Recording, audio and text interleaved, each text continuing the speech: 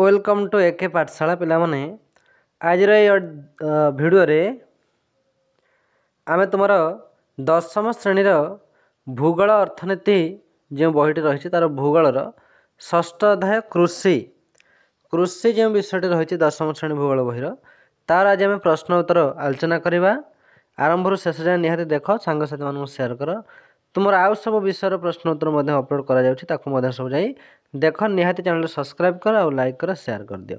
तो चलो देखिए पिले कौन तुम प्रश्न सब रही। तो पिले आर प्रश्नावली आसीगला प्रश्नावलीर प्रथम प्रश्न देछि एक नंबर जे निम्नलिखित प्रश्नावली रे केतेक संभावित उत्तर दिया जाइछि प्रकृत उत्तरटी को चिन्हट कर।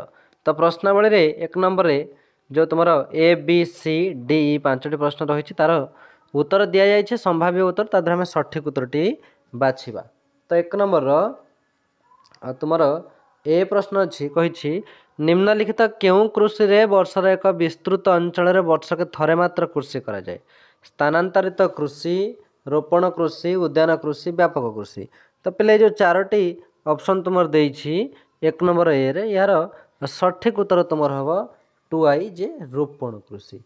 से भली बी कही केउटी एक रवि फसल नुहे धान मुग बुट गहम। तो यार सठिक उत्तर हम तुमर पिले कौन धान। देन सी कही निम्नलिखित केउटी सरकार द्वारा निर्धारित हुए शस्यर सर्वाधिक संग्रह मूल्य शस्यर सर्वनिम्न संग्रह मूल्य समस्त सुहायता संग्रह मूल्य गुरुत्वपूर्ण संग्रह मूल्य। तो यार सठिक उत्तर है कौन शस्यर। तो पहले तुम 3 नंबर सठिक उत्तर कौन हम जो एक नंबर सी जे निम्नलिखित केउटी सरकार द्वारा निर्धारित ना शस्यर सर्वनिम्न संग्रह मूल्य। तापर डी कही स्थानांतरित कृषि को ओडिशार कौन कह जाए रोकारे पोड़ू कुरुआ तार सठिक उत्तर हम तुम पोड़ू कह जाए। देन तापर आम देखा ई कही क्यों फसलटी जेद ऋतु हुए ना काकुड़ी तरभुज गहम खरबुज तार सठिक उत्तर ये हम गहम। तो पिले तुम प्रश्नावली एक नंबर जो 5टी प्रश्न देता A B C D E सबुतक प्रश्नर उत्तर आम आलोचना कले तापर आम 2 नंबर देखा पिले 2 नंबर पिले तुम ये कौन कह ना 2 नंबर देख पिले 2 नंबर कही जे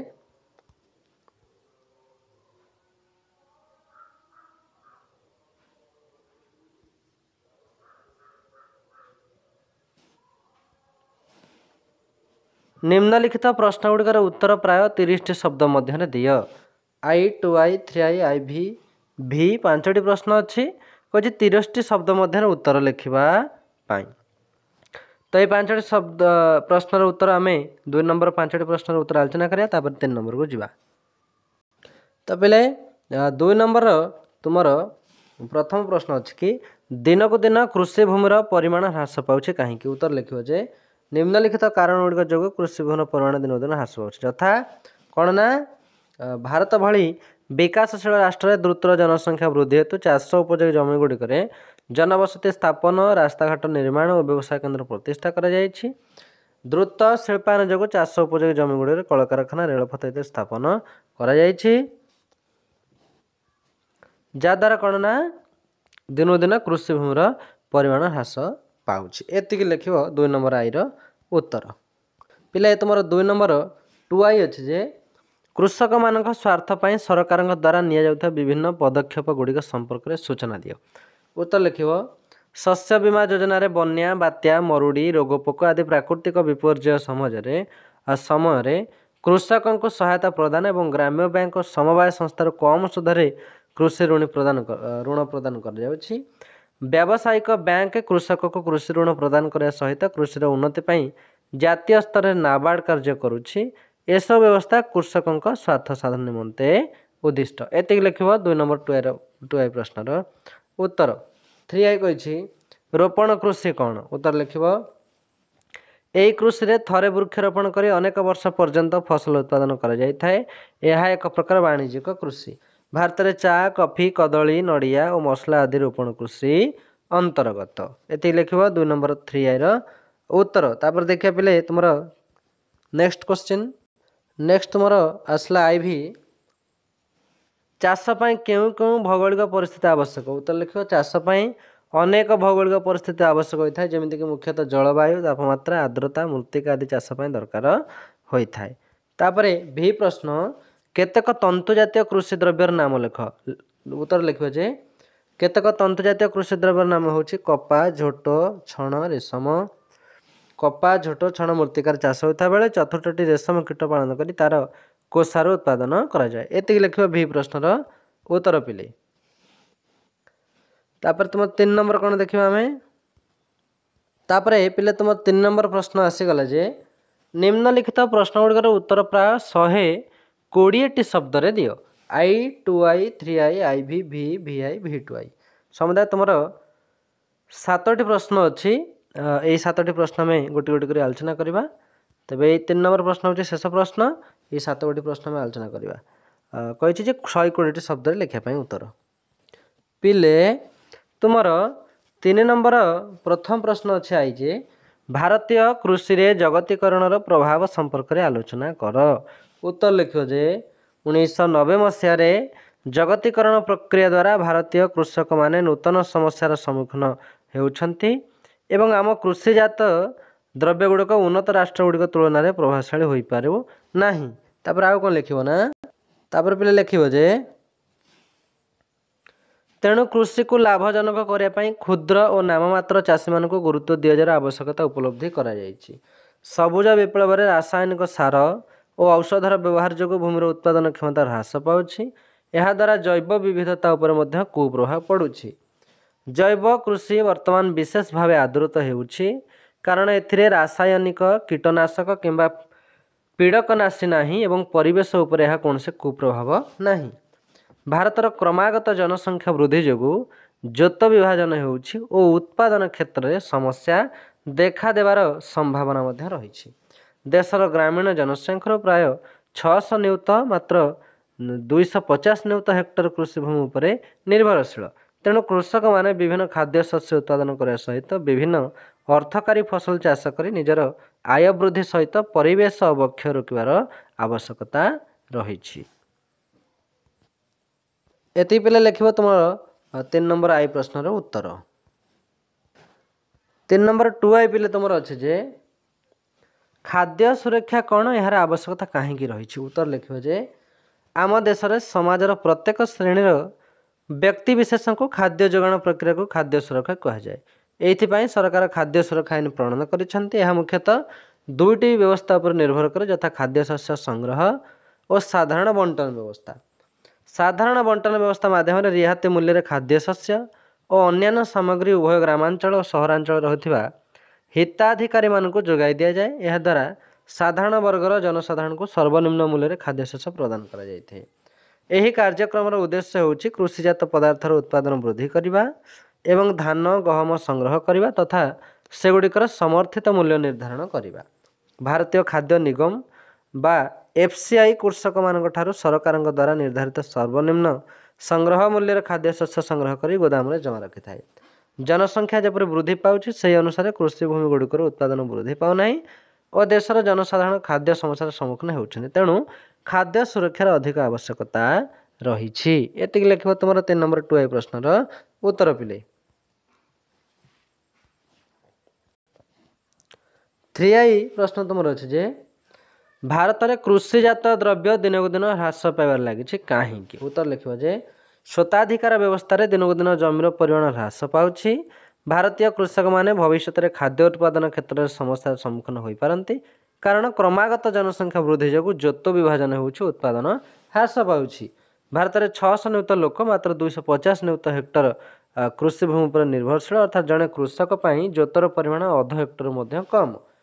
भूतल जलर अधिक व्यवहार जो कूଅ नलकूप आदि दिन दिन शुष्क होबार लगी द्वारा क्षुद्र और नाममात्र चाषी से कृषि कार्य छाड़ी सारे।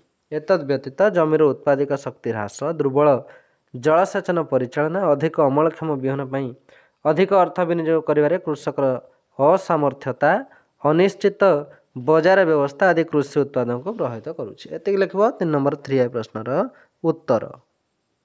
आई भी तुमर पिले प्रश्न रही कौन ना धान चाष ପାଇଁ ଆବଶ୍ୟକୀୟ ଭୌଗୋଳିକ ଅବସ୍ଥାର ଏକ ବିବରଣୀ ଦିଅ। ଉତ୍ତର ଲେଖିବ ଯେ धान चाष ପାଇଁ ଅଧିକ ଆର୍ଦ୍ର ଜଳବାୟୁ ବା 25 डिग्री सेल्सियस तापमात्रा ଏବଂ 100 सेंटीमीटर 200 सेंटीमीटर ବୃଷ୍ଟିପାତ 80% आर्द्रता आवश्यक। भारतर उर्वर मृत्तिका आर्द्र जलवायु क्रांतीय अवस्थित आवश्यक तापमात्रा धान चाष ପାଇଁ ଅନୁକୂଳ ହୋଇଥାଏ। मुख्यतः उत्तर भारतर समतल अंचल जमितिक उत्तर पूर्व भारत उपकूलवर्ती अंचल और त्रिकोणभूमि अंचल उर्वर मृत्तिका हेतु अधिक धान चाष हुए। निम्न वृष्टिपात अंचल केनाल जलसेचन और नलकूप खनन द्वारा जलसेचन कराए धान चाष कराए। पश्चिमबंग ओडिशा आंध्र प्रदेश तमिलनाडु पंजाब हरियाणा आदि राज्य में प्रचुर धान चाष कराए। धान भारतीय मान मुख्य खाद्य शस्य होइथिबारु अधिकांश भाग घरोई विनियोग व्यवहृत होता है। एति लिख 3 नंबर तुम IV प्रश्न उत्तर पिले। भी प्रश्न पिले तुम रही सघन कृषि कौन यार आवश्यकता कहीं उत्तर लिखा जे जलसेचन सुविधा थिबा अंचल रासायनिक सार कीटनाशक औषध प्रयोग और अधिक अमलक्षम विहन व्यवहार करी जमीर उत्पादन क्षमता बढ़ावा सह पड़िया न रखी वर्षक एकाधिक बार यांत्रिक पद्धति कृषि कार्य करने को सघन कृषि कहुए। यह कृषि प्रणाली रे गोटे जोतरे वर्षक 3-4 फसल चाष कराए। यह मुख्य भारत चीन दक्षिण पूर्व एसीय राष्ट्र समूह और अन्य जनबहुल राष्ट्र मानक कराए। साधारणतः समतल अंचल उपकूलवर्ती अंचल नदी उपत्यका और जलसेचित अंचल ए प्रकार कृषि कराए। जनबहुल राष्ट्र कम चाष जमी अधिक खाद्य शस्य उत्पादन कर देशर खाद्य चाहिदा मेटाइबा सघन कृषि पद्धति चाष नित्यांत आवश्यक। तापर पिले तुमर VI प्रश्न अच्छे जे गहम चाष पई केउं समस्त प्राकृतिक अवस्था आवश्यक भारतर केउं अंचल अधिक गहम चाष होता है। उत्तर लिखिब गहम भारत में रबी फसल भाव चाष कराए। यह भारतर द्वितीय सर्वाधिक चाष करा शस्य। नातिशीतोष्ण अंचल गहम चाष विशेष उपयोगी। यही चाष वार्षिक 50-75 सेमी वृष्टिपात आवश्यक होता है। यह शीतल जलवायु पढ़ी पारे और अमल समय प्रखर सूर्यकिरण आवश्यक होता है। देशर प्राय 1/6 जमी गहम चाष कराए। पंजाब हरियाणा राजस्थान बिहार उत्तर प्रदेश अधिक गहम चाष कराए। भारतर 2टी मुख्य गहम चाष अंचल होउछि उत्तर पश्चिम भारतर गंगा सतलेज समतल भूमि और दाक्षिणात्य मालभूमि अंचल कृष्ण मृत्तिका। एति लिखियो पिले तुम VI प्रश्न उत्तर 3 नंबर VI प्रश्न उत्तर। नेक्स्ट तुम V2I प्रश्न पिले रही जे अल्प वृष्टि पाउथुवा अंचल केउं कृषि करा जाय थाए भारतर केउं केउं स्थान रे उक्त कृषि अधिक हुए एथिपाई केउं प्राकृतिक अवस्था आवश्यक। उत्तर लिखिबो जे अल्प वृष्टिपात पाउथुवा अंचल शुष्क और अर्धशुष्क कृषि करा जाय थाए। यह वार्षिक 70 सेमी कम वृष्टिपात होइथुवा अंचल करा जाय। एही अंचल डाली जातीय शस्य जमितिक मक्का तैलबीज आदि चाष करा जाय। भारतर उत्पादित डाली जातीय फसल गुड़िक होउछि मुग बिरी मसूर मटर हरड़ बुट। डाली जातीय फसल पर प्रसिद्धि लाभ कर राज्य गुड़िक होउछि मध्य प्रदेश उत्तर प्रदेश राजस्थान महाराष्ट्र और कर्णाटक। डाली जातीय फसल उत्पादन तथा व्यवहार पर भारत पृथ्वी प्रथम स्थान अधिकार करिछि। बाजरा राशि आदि अल्प वृष्टिपात पाउथुवा अंचल चाष करा जाय। राशि साधारणतः शुष्क अंचल भल भाव बढ़ी पारे। एथिपाई लोहित कृष्ण बालिया माटी आवश्यक। भारतर गुजरात राज्य सर्वाधिक राशि उत्पादित हुए। मक्का खरीफ ऋतु चाष कराए। मक्का पटु मृत्तिकार भल हुए। भारतर मक्का उत्पादनकारी राज्य गुड़िक होउछि कर्णाटक बिहार उत्तर प्रदेश आंध्र प्रदेश और मध्य प्रदेश। तो पहले एति लिखो तुम 3 नंबर VI प्रश्न उत्तर V2I प्रश्न तो तुम 10म श्रेणी तुम भूगोल अर्थनीति जो बहीटी रही तार भूगोलर तुम कृषि जो विषयटी अच्छी तार समस्त प्रश्न उत्तर आम आलोचना कले। आशा करुँच भल लगी जदि भल लगी चैनल सब्सक्राइब कर शेयर कर लाइक कर तुम सांग साथी मान शेयर कर दियो।